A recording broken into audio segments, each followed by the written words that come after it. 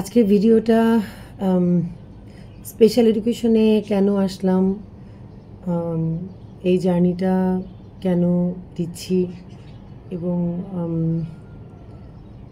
আশেপাশের সব কিছু দেখে স্পেশাল এডুকেশন রিলেটেড দেখে উপলব্ধিটা কেমন সেগুলো একটু বলার চেষ্টা করব। অবশ্যই প্রাসঙ্গিক, না হলে আসলে ভিডিওটা করতাম না। আমি 2016 সালে আমার কাছে আমার ফ্যামিলি ক্রাইসিস চরম আকারে শুরু হলো। আমার তিনটা সন্তান। তো আমার কাছে হঠাৎ করে মনে হলো যে আমি আমার বাচ্চাদেরকে সময় দিতে পারছি না, আমার বাচ্চাদেরকে সময় দিতে হবে। কারণ ফ্যামিলি ক্রাইসিস এমন পর্যায়ে গিয়েছিল যে ওদের মেন্টাল হেলথ খুব বাজেভাবে ক্ষতিগ্রস্ত হচ্ছিল। ওই জায়গা থেকে হঠাৎ করে একজন আসলে দেবদূতের মতো এসে বললেন যে, উনি অবশ্য অন্য কারণে এসছেন, উনি দেখেছেন আমার ফ্যামিলি ক্রাইসিস, আমার হচ্ছে টাকা পয়সার সমস্যা, হ্যাঁ। তো সেই জায়গা থেকে উনি চেয়েছেন আমি একটা চাকরিতে ইনভলভ হই, তাহলে কোনো কোর্স করলে আমি এখানে আসতে পারবো। আর আমি জিজ্ঞেস করে জেনেছি যে এই কোর্সটা করলে, মানে আমি 16 সালে যে কোর্সটা করি, ছোট একটা কোর্স করেছিলাম। তো পরে তো স্পেশাল এডুকেশনের যাত্রাটা অনেক লম্বা। তো ওইটা করতে গিয়ে দেখি যে ওটা আসলে আমি যদি কোর্সটা করি তাহলে সেটা স্পেশাল বাচ্চা না, শুধু নর্মাল বাচ্চাদেরও অনেক উপকার হবে। সেই জায়গা থেকে আসলে সেনাবাহিনীর প্রয়াসের পাইজারের সাথে জার্নিটা শুরু। তো ওটা করতে গিয়ে বুঝেছি যে আমার কোথায় কোথায় কাজ করতে হবে বাচ্চাদের নিয়ে, আমার বাচ্চাদের নিয়ে, যে ওরা যেন ভালো থাকে। তো সেই জায়গা থেকে আসলে আমি খুব স্যাটিসফাইড। আমার 3জন বাচ্চাকে আমি যথেষ্ট সময় দিয়ে ওইভাবেই চেষ্টা করেছি যে ওদের যেন মানসিক অবস্থাটা ভালো হয়, যেহেতু ফ্যামিলি ক্রাইসিস চরম আকারে পৌঁছেছিল এবং আমি একাই ওদের মা, একাই ওদের বাবা। সেই জায়গা থেকে আসলে কোর্সটা আমাকে অনেক বেশি উপকৃত করেছিল। তো যাই হোক, সেখান থেকে আসলে ধীরে ধীরে পরে যশোর প্রয়াসে যাওয়া, তারপরে আবার বিএসএড করা, আবার বিমান বাহিনীর ব্লু স্কাইতে আসা, তারপর নিজের সেন্টার নিয়ে কাজ করা, এগুলা কীভাবে যে আসলাম আসলে, মানে আমি আসলে এখানে স্পেশাল এডুকেশনে এসেছি নিজের বাচ্চা ঠিক করতে, সিডিএড কোর্সটা করেছি নিজের বাচ্চা ঠিক করতে, নিজের ঘরের সন্তান ঠিক করতে, নিজের ঘরের পরিবেশ ঠিক করতে। আর পরে হয়ে গেলাম স্পেশাল এডুকেটর। স্পেশাল এডুকেটর হওয়ার আসলে আমি জানতামই না এই সেক্টরটা সম্পর্কে, আমি জানতামই না যে স্পেশাল বাচ্চা কী বা অটিজম কী, আমি কিছুই জানতাম না। তো অ্যাকচুয়ালি নিজের ফ্যামিলি ঠিক করতে গিয়ে এখানে আসা। তো আসার পরে কাজ করতে গিয়ে পরে দেখি যে না, এটা একটা চ্যালেঞ্জ এবং ওদেরকে মা বলানোটাও একটা চ্যালেঞ্জ। ওরা নিজেকে বুঝে না, নিজের কোনো কিছু জানে না এবং পরিবেশ পরিস্থিতি বুঝে না, আত্মীয় স্বজন চিনে না, আচরণগুলো এমন উল্টাপাল্টা ধরনের আচরণ। তো তখন মনে হয়েছে যে আমার একটা কাজের জন্য যদি আচরণটা কিছুটা চেঞ্জ হয় তাহলে সেটা মানে ভালো লাগে। চেঞ্জ হওয়া দেখলাম, মানে যে আসলে কোনো কিছুর জন্য তো মোটিভেশন লাগে, আপনার তো দেখতে হবে, ফিডব্যাকটা দেখতে হবে যে ফিডব্যাকটা কেমন।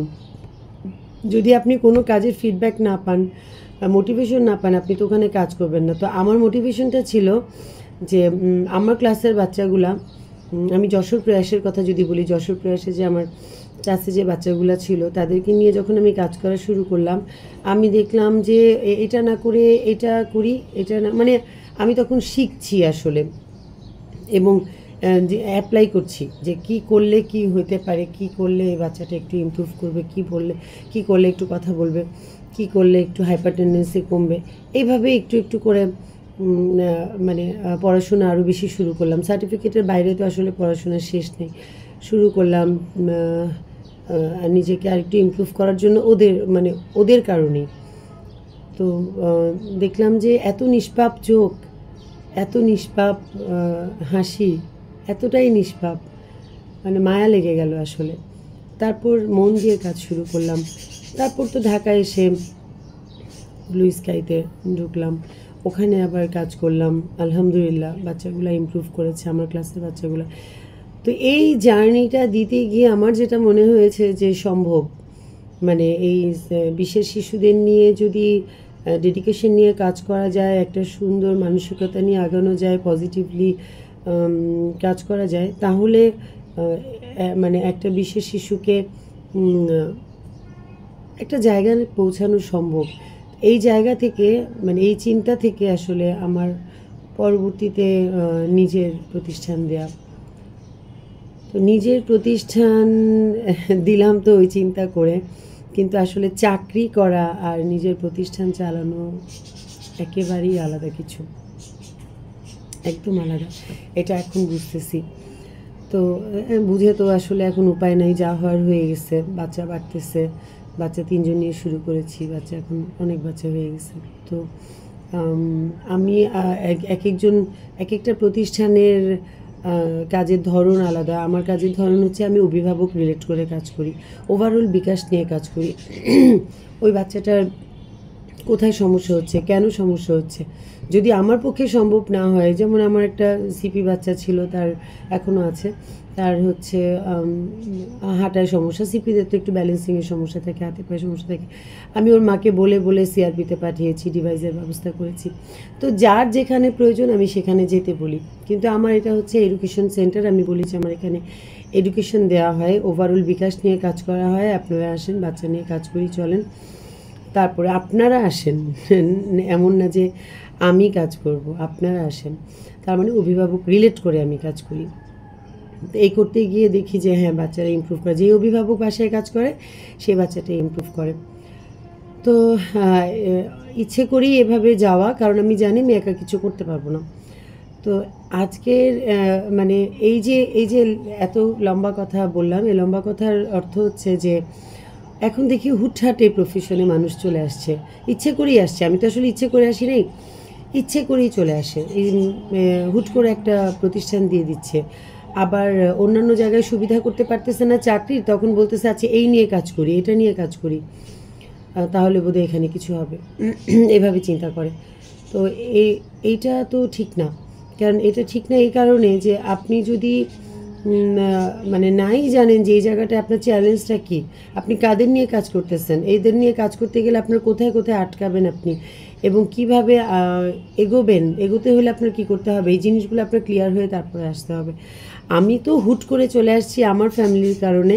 পরবর্তীতে আমি আসলে যখন আমার ভালো লাগাটা তৈরি হয়েছে, তারপর আমি এই জার্নিটা শুরু করেছি, এবং এডুকেশনটা এখনও আমার চলছে। আমি সবসময় আপডেট থাকার চেষ্টা করি, এবং হচ্ছে আমি সবসময় এই রিলেটেড কিছু বের হলো কি না, বা আমি কন্টিনিউয়াসলি আসলে আমার স্বপ্নের জাগরণে এখন স্পেশাল এডুকেশন ছাড়া কিছু নাই। তারপরও আমি হিমশিম খাই, ভীষণ রকম হিমশিম খাই। মানে আমার মাঝে মাঝে মনে হয় মানে আমি কেন এখানে আসলাম, আমি তো আমার লাইফটা তো আর স্মুথ হতে পারতো। সব বাদ দিয়ে আমি যদি বিমান বাহিনীর ব্লু স্কাইতেও যদি আমি থেকে যেতাম, তাহলেও টুডে অর টুমরো আমার হয়তো প্রভিডেন্ট ফান্ড হইতো, আমি হয়তো একটা কোয়ার্টার পেতাম, কিছু একটা হয়তো, বেতনটা বাড়তো অ্যাজ এ সিনিয়র টিচার হিসেবে হয়তো ইনচার্জ হতাম, এরকম মাঝে মাঝে চিন্তা করি।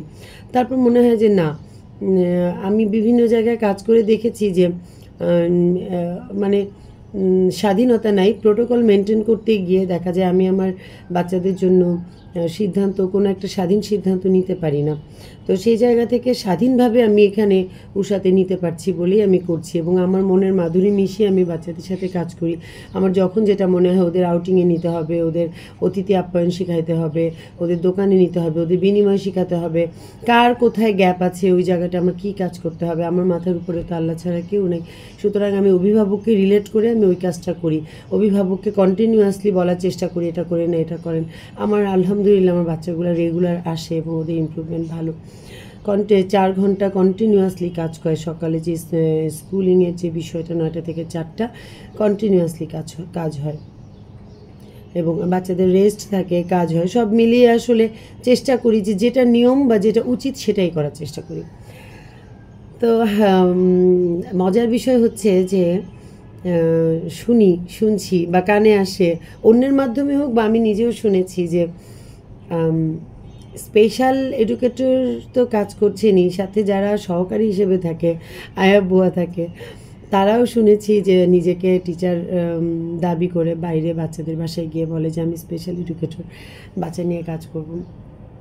এতটাই সহজ জায়গাটা, এতটাই সহজ ভাবে যে আমি একটা অটিজম বাচ্চা নিয়ে কাজ করতে পারি।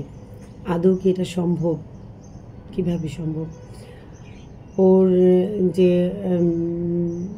মানে এই যে বিভিন্ন এরিয়া, হ্যাঁ, ওর বিভিন্ন এরিয়া নিয়ে বিকাশের যে বিভিন্ন এরিয়া নিয়ে কাজ, এটা কি একটা আয়া বুয়া পারবে? পসিবল না, তো সম্ভব না। এটা খুবই মানে মানে সমাজে এই জিনিসগুলা খুবই আমার কাছে হাসিও আসে, অবাকও লাগে যে এরা কীভাবে এভাবে চিন্তা করে। তারপর ভাবি যে এদের মেধা যতটুকু, এদের যোগ্যতা যতটুকু, এরা ততটাই চিন্তা করে, সেভাবেই চিন্তা করে। তারপরেই আমি আসি স্পেশাল এডুকেটেডদের জায়গায়, যে আপনারা কিভাবে কাজ করতেছেন, যে ওরা ভাবতে বাধ্য হয় যে এটা এত সহজ কাজ, এটা তো আমরাও পারি। তাহলে আমরা এত টাকা খরচ করে মানে এই লাইনে পড়াশোনা করে তাহলে কী শিখলাম? তো আজকে ভিডিওটা মূলত আসলে স্পেশাল এডুকেটেডদের জন্য, যারা এই লাইনে মানে এইভাবে আসছেন যে একটা চাকরি করতে হবে বলে আসছেন। তারা আসলে মানে টিকে গেলে টিকে যেতে পারেন, কিন্তু আসলে আপনি নিজের কাছে কতটা আপনি স্বচ্ছ, এটা একটা প্রশ্ন। আর টাইম পাস করা আর শিশু নিয়ে অ্যাক্টিভলি কাজ করার মধ্যে পার্থক্য আছে। একটা স্পেশাল বাচ্চা যখন স্কুলিংয়ে ঢুকে, তাকে নিয়ে যদি আপনি 3 ঘন্টা হোক 4 ঘন্টা হোক আপনি যদি অ্যাক্টিভলি কাজ করেন, পরিবর্তনটা একদম দৃশ্যমান হয়ে যায়। কিন্তু আপনি যদি তাকে নিয়ে বসে থাকেন, তাহলে আসলে তার ইমপ্রুভমেন্টটা খুব বেশি আসবে না। প্যারেন্টস মাস শেষে টাকা দিবে, কিন্তু উনি ইমপ্রুভমেন্ট পাবে না, না পেয়ে জায়গায় জায়গায় ছুটোছুটি করবে।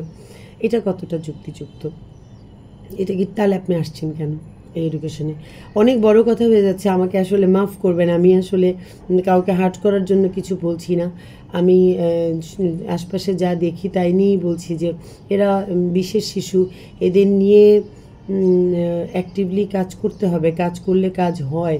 তো যারা সত্যি সত্যি মনে করেন যে আমি এই এডুকেশনে আসছি, আমি এখানে কাজটা ভালোবেসেই আসছি, তারা করে দেখেন, খুব মজা পাবেন, খুব মজা এটাতে। একটা বাচ্চার পিছনে আপনি খাটছেন, সে যে কথা বলতে পারে না, নন ভার্বাল, সে যখন হঠাৎ করে কথা বলা শুরু করে, মা বলে উঠে, মিস বলে উঠে, কী যে ভালো লাগে তখন। আমরা খুব এনজয় করি, আমরা যারা, আমার যে প্রতিষ্ঠান, এখানে আমার যে টিচাররা আছে, আমরা খুব এনজয় করি এটা নিয়ে, যে ও তো এটা পারতো না, এখন এটা পারে। তো স্পেশাল এডুকেটরদেরকে বলবো যে আপনার আশেপাশে যে আয়া বুয়া আছে, বা আপনারা যারা ট্রেনিং নাই এমন কাউকে ট্রেন আপ করছেন, আসলে কি স্কুলগুলোতে তো আসলে একদম ট্রেন আপ টিচার, সরকারি নীতিমালায় যেটা আছে, ট্রেন আপ টিচার রাখতে গেলে তাহলে আসলেই অভিভাবকদের অনেক বেতন দিতে হবে। কারণ একজন বিএসএড টিচারের বেতন 20 থেকে 25 হাজার টাকা হওয়া উচিত, কারণ সে তো টাকা খরচ করে পড়ে তারপরে এখানে আসছে। কিন্তু সেটা কি পসিবল? একটা অভিভাবক থেকে যদি আমি 20,000 25,000 টাকা নেই, উনি তো মধ্যবিত্তরা তো আসলে এটা দিতে পারবে না।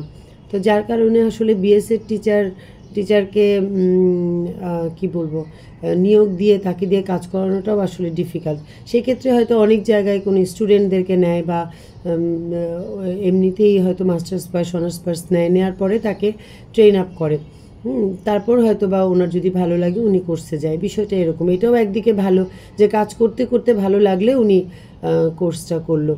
কিন্তু প্রতিষ্ঠানগুলোতে আসলে সব জায়গায় বিএসএড টিচার নিয়োগ দেওয়া পসিবল না, কারণ তাদের ডিমান্ড অনেক বেশি থাকে, আর ডিমান্ড থাকাটা স্বাভাবিক। তো এই কারণে হচ্ছে যাদেরকেই নেওয়া হয় তাদেরকে ট্রেন আপ করে তাদেরকে পরে কোর্সে পাঠানো ভালো, আমি মনে করি আর কি।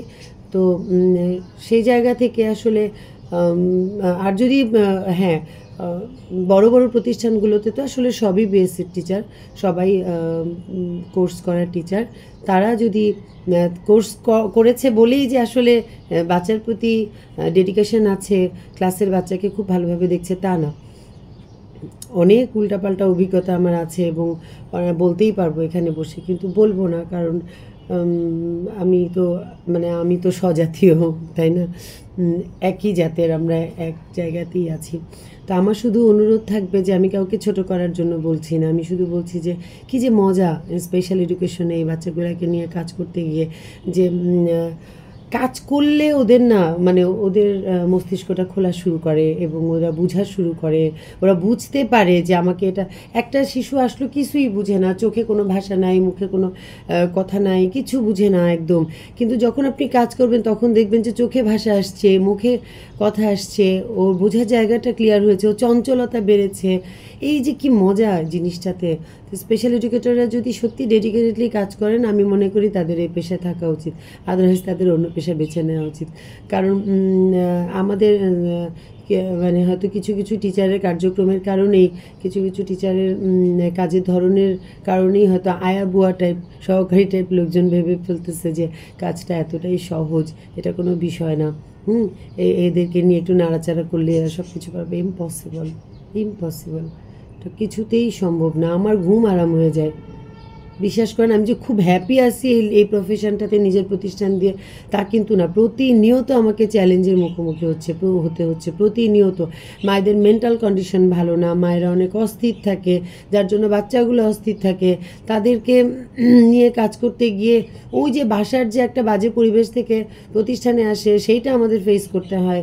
আমার আবার ওখানে হাত দিতে হয়, আপনার ঘরের পরিবেশ কি ঠিক ছিল, বাচ্চা কেন এত হাইপার। এটা খুবই চ্যালেঞ্জের একটা জায়গা, এত সহজ না তো জায়গাটা। বাসার একটা সুন্দর এনভায়রনমেন্ট লাগে এই বাচ্চাকে একটা ভালো পরিবেশে ঢোকানোর জন্য, বা বাচ্চার এডুকেশনটা যেন সুন্দরভাবে হয় তাই জন্য। তো এই জায়গাটা অনেক চ্যালেঞ্জ, এবং একটা হাইপার বাচ্চা আসার পরে যে সে কী করে, তাকে কাজ করতে করতে তার আসলে হাইপার টেন্ডেন্সিটা কমে, একটা নিয়মের মধ্যে ঢুকে যায়। সেটা 1 বছর হতে পারে, 1.5 বছর হতে পারে, 2 বছর হতে পারে, 6 মাস হতে পারে, কখনো 3 মাসও হতে পারে। আমরা জানি না কয় মাস হবে, কিন্তু ওই বাচ্চাটার ধারণ ক্ষমতার উপরে বা নেয়ার ক্ষমতার উপরে এগুলো ডিপেন্ড করে। তো এই জায়গাটা এত সহজ না। আমি মাঝে মাঝে ভাবি, আছে এটা কি কাউকে দেয়া যায়, তাহলে আমি একটু নিশ্চিন্তে অন্য জায়গায় গিয়ে একটু বসি বা চাকরি করি বা কিছু করব না। মানে মানে আমি আমার যে লেখালেখির একটা জায়গা, আমার যে প্যাশন, আমি কোনো কিছু করতে পারছি না এখানে এসে। ও এতটাই চ্যালেঞ্জের জায়গা। কি করে এত ব্যাঙের ছাতার মতো স্কুল হয়ে যাচ্ছে, সেন্টার হয়ে যাচ্ছে, স্পেশাল এডুকেশন নিয়ে মানুষ কাজ করছে, আমি জানি না। আর এটা বলার উদ্দেশ্য হচ্ছে, প্যারেন্টসরা এসে কান্না করে আসলে, অমুক জায়গায় গিয়েছি, আমার 20,000 টাকা ভর্তি নিছে, 10,000 টাকা বেতন দিছে, আমার বাচ্চার কোনো ইমপ্রুভ পাই নাই 6 মাসেও। 6 মাসে কেন, আপনি তো 3 মাসেই ইমপ্রুভ পাওয়ার কথা, অনলি 3 মান্থ। আমি গ্যারান্টি দিয়ে বলতে পারি, অনলি 3 মাসে আপনি কিছু না কিছু ইমপ্রুভ পাবেন। হয় বাচ্চার আই কন্ট্যাক্ট বাড়বে, না বাচ্চা বসবে, না বাচ্চা ইনস্ট্রাকশন ফলো করবে, আর কিছু না হোক বাচ্চার কান্না থামবে, কিছু না কিছু আপনি ইমপ্রুভমেন্ট পাবেন। একটা প্যারেন্টস যখন 6 মাস পরে এসে বলে আমি অমুক জায়গায় দিয়েছি, আমি 6 মাসেও কোনো ইমপ্রুভমেন্ট পাইনি, এটা তো মানা যায় না, সম্ভব না। গতকালকে একজন প্যারেন্টসের সেটা বলছিলেন, এটা সম্ভব না কিছুতেই। কাজ করলে 3 মাসের মধ্যে একটা ইমপ্রুভ কিছু না কিছু পাওয়াই যায়। তো সেই জায়গায় আমি বলবো যে যারা আসলে এই পেশায় এসছেন বা এই এডুকেশন নিয়ে কাজ করছেন, স্পেশাল বাচ্চাদের নিয়ে কাজ করছেন, তাদের আসলে সত্যিকার অর্থেই তারা নিজেকে কোশ্চেন করেন যে আপনার ডেডিকেটেড কিনা, আপনার এই প্রফেশনে আসাটা কতটা যুক্তিযুক্ত, এবং আপনি চান কিনা যে হ্যাঁ এইটাকে কন্টিনিউ করা, এবং এই বাচ্চাগুলো যেন ইমপ্রুভ হয়, তাহলে থাকেন। আদারওয়াইজ আসলে এই এডুকেশনে কাজ না করাই ভালো। ভালো থাকবেন। অনেক কথা বলে ফেললাম, লম্বা ভিডিও হয়ে গেছে, জানি না কয়জনে দেখবেন। যারা দেখবেন, যদি মনে হয় যে কিছু আমাকে বলার আছে বলবেন, আমি শুনবো আপনাদের মতামত। আমার তো যখন যেটা মনে হয় সেটা নিয়ে ভিডিও করি, আপনাদের জন্যই করে। মনে হয় যে এই জিনিসগুলো জানানো দরকার, এই জন্য জানাই। তো যদি মনে হয় যে আমার কোথাও ইমপ্রুভমেন্ট দরকার, বা আমি কোনো একটা জায়গায় ভুল বলেছি, আমার সাথে আপনার মতামতে মিল যাচ্ছে না কোনোভাবে, একটা মানে সহমত হতে পারছেন না, বা কোথাও একটু গ্যাপ আছে, বা কোনো প্রশ্নের উদ্বেগ হয়, অবশ্যই আমাকে জানাবেন। আমিও চিন্তা ভাবনা করে উত্তর দিব, আর যদি আমার গ্যাপ থাকে সেটা ফিল আপ করার চেষ্টা করব। ধন্যবাদ, ভালো থাকবেন। আসসালামু আলাইকুম।